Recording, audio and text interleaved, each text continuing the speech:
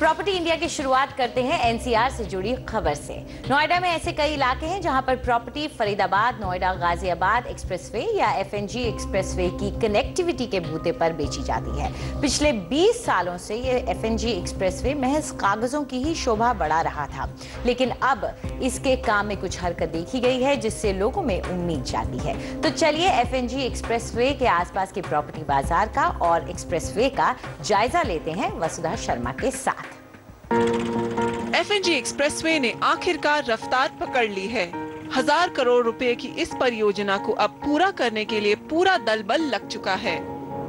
90 के दशक में इसे बनाने का फैसला लिया गया, लेकिन फरीदाबाद वाले हिस्से को शुरुआत में ही रद्द कर दिया गया। लेकिन नोएडा अथॉरिटी ने एफएनजी कॉरिडोर को अपने मास्टर प्लान से बेदखल नहीं किया और अब 20 साल बाद इन ऊंची ऊंची रिहायशी इमारतों के बीच एफएनजी एक्सप्रेसवे को अब नए अवतार में नक्शे पर उतारा जा रहा है। Ghaziabad Noida link road. पिछले 20 साल से बंद पड़ा एफएनजी एक्सप्रेसवे अब नोएडा अथॉरिटी के लिए टॉप प्रायोरिटी प्रोजेक्ट बन गया है। इस एक्सप्रेसवे के कई इलाकों में सड़क बिछाने का काम जोर शोर से चल रहा है और अधिकारियों का मानना है कि अगले 9 महीनों में एफएनजी एक्सप्रेसवे का काम पूरा कर लिया जाएगा। ये सेक्टर 118 में है यहाँ और ये अर्थवर्क का एम्बैंकमेंट वर्क 90% हो चुका है। कंपैक्शन चल रही है, मशीनरी लगी हुई है। ये अप टू बिफोर मानसून करके दे देंगे इसको पूरा। 75 मीटर चौड़ी और 21 किलोमीटर लंबी इस सड़क की शुरुआत नोएडा के सेक्टर 63 से होगी। ये सड़क सेक्टर 121, 113, 118, 119, 120, 143 और 143B से होकर गुजरेगी और सेक्टर 168 में नोएडा ग्रेटर नोएडा एक्सप्रेसवे तक जाएगी। लेकिन इस एफएनजी एक्सप्रेसवे को बनाना नोएडा अथॉरिटी के लिए एक बड़ी चुनौती साबित हो रहा है। जिस जमीन पर इस सड़क को बनाना था उसे पिछले 20 सालों में भूमाफिया हड़प गया है। हालांकि नोएडा में जमीन लीज होल्ड ही होती है, लेकिन इसके बावजूद कुछ छोटे मोटे बिल्डरों ने लोगों को प्लॉट बेच दिए हैं। अब नोएडा अथॉरिटी का एंटी इंक्रोचमेंट सेल लगातार इन गैर कानूनी कॉलोनियों को हटाने की कवायद में जुटा है। एफएनजी एक्सप्रेसवे का ये शुरुआती हिस्सा जो NH24 के पास से शुरू होता है अभी नया बना है, लेकिन कुछ किलोमीटर आगे जाते ही कुछ ऐसे हिस्से आ जाते हैं जो अभी तक अधिग्रहण के इंतजार में हैं। और आखिर में सेक्टर 168, यहाँ तो काम शुरू ही नहीं हुआ है। यहाँ पर कोर्ट के स्टे होने की वजह से काम ठप है। हमारे किसान लोग भी समझ रहे हैं कि इस हाईवे की शहर के लिए क्या उपयोगिता है, तो उसके संदर्भ में सभी लोग लगभग ज़मीन देने के लिए तैयार हैं। कुछ लोगों के जो घर बने हुए थे, आबादियां थी, उनके विस्थापन का कार्य भी प्राधिकरण ने शुरू कर दिया है, तो उससे अन्य किसानों का भी जो विरोध है वो लगभग कम हो रहा है। नोएडा अथॉरिटी की तरफ से एफएनजी एक्सप्रेसवे को बनाने का ये जो उत्साह है वो शायद इस वजह से है कि इन सेक्टर्स में प्रॉपर्टी का अब कई करोड़ रुपए का कारोबार सक्रिय है। इस एफएनजी एक्सप्रेसवे से करीब 43 रिहायशी प्रोजेक्ट को फायदा होगा, जिसका असर करीब 30,000 यूनिट्स पर पड़ेगा, जिनमें से अब महज 6,000 बाजार में बिकने के लिए मौजूद है। एफएनजी कॉरिडोर पर प्रॉपर्टी का भाव इस वक्त औसतन 5,000 रुपए प्रति वर्ग फुट है और 2010 से लेकर अब तक दामों में सालाना 20% की बढ़त देखी गई है।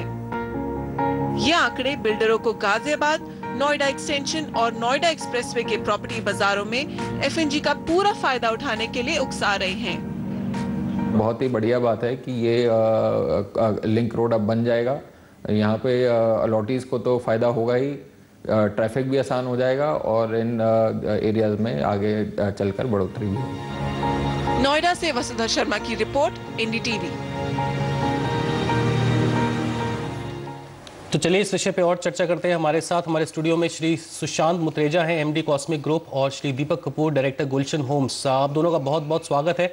दीपक जी, आप बताइए, सबसे पहले जो प्रोग्रेस हम देख रहे हैं, प्रोग्रेस ने थोड़ी सी तेजी पकड़ी। मैं तो यही कहूंगा कि इच्छा तो यही है कि जल्द से जल्द ये प्रोजेक्ट कंप्लीट हो, लेकिन अभी भी ऐसा माना जाता है कि काफी सारी अड़चनें आ सकती हैं इस प्रोजेक्ट को कंप्लीट करने में। सिर्फ नोएडा के ही बीच में काम चल रहा है, बाकी जो फरीदाबाद और गाजियाबाद का जो इलाके हैं जिनको ये जोड़ेगा, उन पे क्या हाल है? आप थोड़ा सा बताइए कि जो डेवलपर है वो इस प्रोग्रेस को किस तरह देख रहे हैं। डेवलपर की बात करें तो डेवलपर हमेशा इसको बड़ी खुशी से और अच्छे से लेता है, बिकॉज किसी भी जगह के डेवलपमेंट के लिए बेसिक इंफ्रास्ट्रक्चर जो रोड नेटवर्क है वो बहुत ज़रूरी है। अगर हम किसी भी एरिया में पहुंचना चाहते हैं तो अगर उसके लिए सड़क नहीं बनी हो तो हम नहीं जा सकते। जैसे आपने बात की कि नोएडा में एक रफ्तार पकड़ी है, तो ये तो बहुत अच्छी खबर है। नोएडा ने रफ्तार पकड़ी है, सोच अच्छी हुई है, तो मेरा मानना है कि गाज़ियाबाद वाले और फरीदाबाद वाले भी इस चीज़ का फ़ायदा उठाना चाहेंगे। बिकॉज़ अगर ये कनेक्टिविटी मिलती है तो उस क्षेत्र में जहाँ जहाँ से सड़क जा रही है उसके आसपास में डेवलपमेंट और उसके आसपास की प्रोग्रेस सबके लिए हितकारी है। सबको ये मोटिवेशन देगी, सबको ये प्रोत्साहन देगी। तो मेरा ये मानना है कि अगर हम बात करें गाज़ियाबाद में भी जहाँ सेक्टर में FNG रोड है, जहाँ जहाँ लीगल प्रॉब्लम है कि लैंड अगर अथॉरिटी के पास मुहैया नहीं है तो वो कुछ नहीं कर सकती, उनको लीगल रिकोर्स लेना ही पड़ेगा। बट जहाँ जहाँ भी लैंड फ्री है, आई थिंक गाज़ियाबाद वालों ने भी वहाँ पे कुछ काम करना शुरू कर दिया है। एंड फरीदाबाद के बारे में मेरी नॉलेज कम है, बट नोएडा में तो बड़ी तेज़ी से रफ्तार से काम हो रहा है। बिकॉज हमारा एक प्रोजेक्ट है जिसको हम इकेबाना बोलते हैं, सेक्टर 143, बिल्कुल उसके पास से ही FNG रोड जा रही है। तो हमें वो देखने को मिलता है कि नोएडा अथॉरिटी कितनी मुशक्क़त से, कितनी अच्छे से, कितने सब लोगों को साथ लेते हुए इस काम को तेज़ी से करने में जुटी हुई है। और उसका फ़ायदा सिर्फ डेवलपरों को ही नहीं, वहाँ पे रहने वाले किसान, वहाँ पे रहने वाली आबादी, वहाँ के क्षेत्र की डेवलपमेंट में सबको एक कोहेसिव बेनिफिट मिलने की पूरी उम्मीद है। जी सुशांत, आपको क्या लगता है कि अगर FNG का काम इसी रफ्तार से बढ़ता रहा तो वहाँ का जो प्रॉपर्टी बाजार है उसको इसका फ़ायदा मिलेगा? चाहे सड़क बन के तैयार अभी होती है या नहीं, लेकिन अभी से ही क्या इसका फ़ायदा मिलना शुरू हो जाता है? देखिए, FNG कॉरिडोर का फ़ायदा जो वहाँ का प्रॉपर्टी बाजार है उसको तो मिलेगा ही। हमारा भी एक बहुत खूबसूरत प्रोजेक्ट कॉस्मिक कॉर्पोरेट पार्क बिल्कुल FNG कॉरिडोर पर है। बहुत ज़्यादा फ़ायदा मिलेगा पूरी प्रॉपर्टी मार्केट को, स्पेशली नोएडा, फरीदाबाद, गाज़ियाबाद, जहाँ जहाँ पर ये कॉरिडोर जाएगा। एक चीज़ हमें समझनी बहुत ज़रूरी है कि जो आज दिल्ली में जब आप एंटर करते हैं, जब आप किसी भी हाईवे से, चाहे NH24 से आप एंटर करें, चाहे आप नेशनल हाईवे 8 से गुड़गांव की तरफ एंटर करें, आज जब आप एंटर करते हैं और स्पेसिफिकली जब आप पीक आवर्स पर एंटर करते हैं, जो हैवी ट्रैफिक है, हमें इस हैवी ट्रैफिक को via FNG corridor, via KMP expressway, इसे हमें दिल्ली में एंटर नहीं करने देना। इसे हमें बाहर से ही मूवमेंट करवानी है ताकि पूरी दिल्ली डिकंजेस्ट हो सके। उसके लिए FNG बहुत इंपॉर्टेंट है। FNG कॉरिडोर के आने से जो मूवमेंट है for employees who are working in Gurgaon, living in Noida and vice versa, और जो टोटल मूवमेंट है उसके ऊपर इतना ज़्यादा इम्पैक्ट आएगा। कनेक्टिविटी इतनी फास्ट होगी, मूवमेंट जितनी तेज़ होगी उतना ज़्यादा पूरी मार्केट को, पूरी लैंडस्केप को, पूरी दिल्ली NCR की मार्केट के लिए ये FNG कॉरिडोर बहुत इम्पॉर्टेंट है और नोएडा अथॉरिटी इसके ऊपर काम कर रही है। इसके लिए वो बधाई की पात्र है। जी दीपक जी, काफ़ी लोग ये मानते हैं कि जो प्रोजेक्ट बहुत पहले कंसीव हुआ था अब तक ज़्यादा तेज़ी नहीं है, अब जाके थोड़ी बहुत उस पर तेज़ी दिखेगी। उस पर अभी से यदि 5,000, 5,500, 6,000 रुपीस पर स्क्वायर फीट का दाम यदि दिया जाए तो काफ़ी ज़्यादा दाम कुछ लोग मानते हैं, इसको काफ़ी अनरियलिस्टिक तरह का दाम मानते हैं। क्या ये आपके हिसाब से सही है? क्या आगे जाके जब ये प्रोजेक्ट और तेज़ी पकड़ेगा, किस प्रकार की अप्रिसिएशन देखते हैं आप दामों में यहाँ पर? एंड यूज़र के लिए काफ़ी अच्छी अप्रिसिएशन है। इन मिडिल टर्म मैं कहना चाहूँगा कि 3 से 4 साल में अगर आज दाम 5,000 है तो ये 7,500-8,000 तक कहीं जाके स्टेबलाइज होंगे। तो एंड यूज़र के लिए बहुत ही अच्छी अप्रिसिएशन है। और जिसने भी यहाँ पे रिहायशी मकान लिया है या काम के साधन यहाँ पे जुटाए हैं, उनके लिए इसमें यहाँ पे रहना और इस कॉरिडोर को यूज़ करना इतना लाभकारी होगा कि वो आपको समय आने पे अपने आप ही पता चलेगा। और मेरा ये मानना ये है कि आज की तारीख में करंट प्राइसिंग, जैसे आपने अभी बताया कि 5,000 रुपये पर स्क्वायर फुट के हिसाब से इस कॉरिडोर के आसपास का है, बिल्कुल आपकी रिसर्च बिल्कुल ठीक है। इसी रेटों में यहाँ पे इस टाइम रिहाइश मुहैया कराई जा रही है लोगों को। और लेकिन आने वाले टाइम में अगर इसने रफ्तार पकड़ ली, जिस स्पीड से काम हो रहा है, तो उसी स्पीड से 3 से 4 साल में ये रेट काफ़ी अच्छे लेवल तक पहुंचने की पूरी उम्मीद है। जी, साथ ही सुशांत, कौन से सेक्टर्स हैं, क्योंकि ये कई सेक्टर्स से होते हुए जा रही है, तो कौन से सेक्टर्स हैं नोएडा के जो खास तौर पर जिनको आप सोचते हैं कि ज़्यादा फ़ायदा मिलेगा और वहाँ पे रेट्स में हम उछाल देख सकते हैं बाद में? देखिए 143, 142, 140, उसके बाद ये आगे घूमते हुए एग्जैक्टली मुझे नंबर्स तो I would not be able to give you the exact numbers. ये एक सेगमेंट है जहाँ से ये गाज़ियाबाद से जहाँ से शुरू होती है, उसके बाद ये नोएडा, ग्रेटर नोएडा एक्सप्रेसवे को टच करती है। वो जो सेगमेंट है उसको तो बहुत ही ज़्यादा लाभ मिलने वाला है। उसके बाद turning towards right till Faridabad, ये फरीदाबाद के लिए भी मैं आपको बताऊं, फरीदाबाद की जो पीछे की डेवलपमेंट जो जिसे न्यू फरीदाबाद कहते हैं, उसकी पूरी डेवलपमेंट का बेस ये एफएनजी कॉरिडोर है। तो नोएडा के जिन सेक्टर्स को फायदा मिलना है, उसके अलावा जैसे फरीदाबाद के सेक्टर 75, 76, 77 और बाकी वो सब जितने सेक्टर्स हैं, उनको भी बहुत बहुत फायदा मिलने वाला है।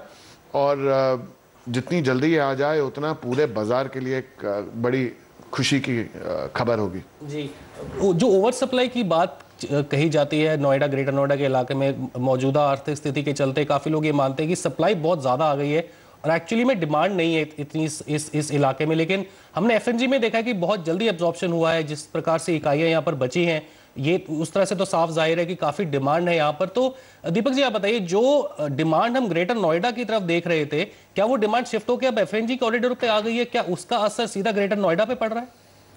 नहीं, ऐसा नहीं है। मेरा सोचना है कि जो डिमांड यहाँ पे थी, यहाँ पहले से ही डिमांड है। हालांकि नोएडा एक्सप्रेसवे भी अपने आप में एक बहुत ही बढ़िया डेवलपमेंट है, जिसके आसपास सारी ही रिहायशी कॉलोनी बस रही हैं।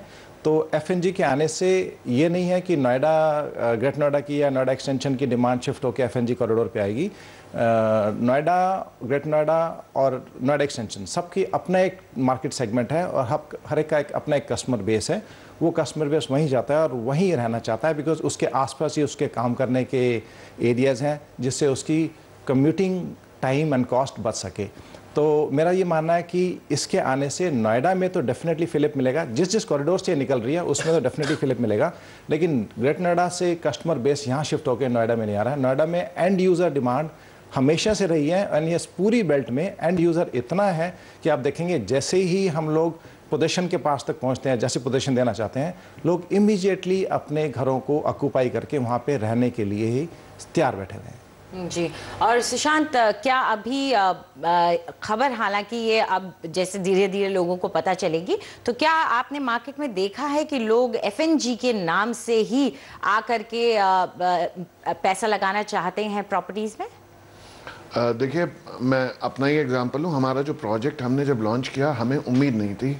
सिर्फ 4 महीने में पूरा प्रोजेक्ट 5 एकड़ का ये एक मिक्स्ड यूज़ डेवलपमेंट है, आईटी पार्क है, नीचे शॉपिंग स्पेस है। ये सिर्फ 4 महीने में पूरी एब्जॉर्प्शन हो गई, जिस सेगमेंट को हम बहुत ज़्यादा तेज़ नहीं मानते रेजिडेंशियल के मुकाबले।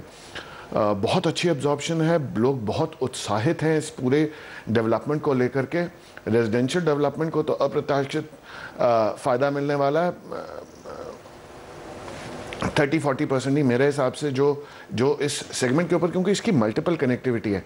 आप जो नोएडा जिन सेक्टर्स की हम बात करें जहां से एफएनजी कॉरिडोर बनता है, उनकी एग्जिस्टिंग कनेक्टिविटी भी वाया एक्सप्रेसवे बहुत अच्छी है। दिल्ली से डिस्टेंस मात्र 10-15-20 मिनट का है, तो एग्जिस्टिंगली बहुत अच्छा। और उसके साथ अगर नया इंफ्रास्ट्रक्चर इतना बड़ा एक और एक्सप्रेसवे अगर आपको मिल जाए, तो ये सोने पे सुहागा है और ये आने वाले समय में अप्रत्याशित तेजी देगा, specially for sectors which are around the FNG corridor. जी, सुशांत, आपने मिक्स्ड यूज की बात की, आप कमर्शियल के बारे में थोड़ा और बताएंगे? इस इलाके में कमर्शियल कितनी अपॉर्चुनिटी है, कितने नए प्रोजेक्ट्स हम उस एरिया में देख रहे हैं जो सिर्फ कमर्शियल को कैटर करते हैं? क्योंकि देखा जाता है कि जहां पर कमर्शियल और रेजिडेंशियल दोनों एक साथ चले, वहां पर ज्यादा उन्नति देखी जाती है। सिर्फ रेजिडेंशियल के ही सर पे मार्केट नहीं चलता, सिर्फ कमर्शियल के ही सर पे मार्केट नहीं चलता। तो कमर्शियल में कितनी अपॉर्चुनिटी है एफएनजी में? देखिए, अगर मैं आपको अंदाज़ा दूं, जो आईटी पार्क्स और कमर्शियल डेवलपमेंट इन सेक्टर्स के अराउंड, एक्सप्रेसवे और एफएनजी कॉरिडोर के अराउंड जो है, लगभग जो डेवलपमेंट इस समय हो रही है, लगभग 2.5 करोड़ स्क्वायर फीट की हो रही है कमर्शियल और आईटी स्पेस की। ये जो स्पेस है किसी भी शहर के पूर्ण विकास के लिए जो बहुत इंपॉर्टेंट है कि लोग वहाँ पर आएँ, वहाँ पर काम करें। जब काम करेंगे उनको घर की ज़रूरत आस पास पड़ेगी और उससे ही पूरे शहर का निर्माण होता है, जो गुड़गांव में हमने बहुत तेज़ी से देखा है, नोएडा में अभी तक बहुत तेज़ी से देखा है। इन सेक्टर्स में खासकर ये पूरी कनेक्टिविटी आने के बाद जितना कंफर्टेबल होगा आईटी कंपनीज़ को, बीपीओ सेक्टर को, मैन्युफैक्चरिंग सेक्टर को और जो सर्विसेज सेक्टर है, जितना उनके लिए हम ऑफिस स्पेस जितनी ज़्यादा मुहैया कर पालेंगे, जितने ज़्यादा लोग वहाँ काम करने लगेंगे, उतना ज़्यादा इफेक्ट पड़ेगा पूरी मार्केट पर। तो सुशांत और दीपक जी, आपका बहुत बहुत धन्यवाद, आप हमारे स्टूडियो में आए और इस काफ़ी अहम विषय पे आपने चर्चा की। एफएनजी काफ़ी एक महत्वपूर्ण प्रोजेक्ट है नोएडा के लिए और ये माना जाता है कि इसके आने से काफ़ी उन्नति देखी जा सकती है उन इलाके में, खासकर नोएडा में जिसका 95% इस एक्सप्रेसवे का इलाका इसी नोएडा रीजन से गुजरता है। फिलहाल वक्त है छोटे से एक ब्रेक का। लेकिन उसके बाद प्रॉपर्टी खरीदने और बेचने